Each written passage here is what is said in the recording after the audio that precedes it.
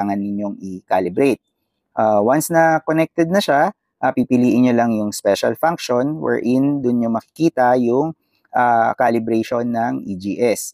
So, in this case, pinapakita lang namin sa inyo na nag-communicate na yung scanner natin at saka yung mismong ECU nung sasakyan.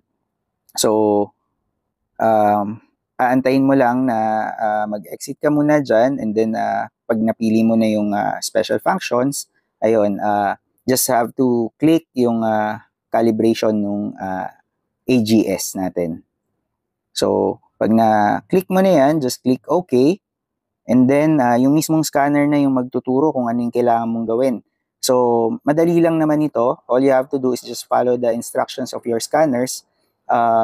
Tapos, pag nasunod mo na yon, like yung sa pag-turn on, turn off ng ignition, handbrake, make sure nakababa, magpo-proceed na yung proseso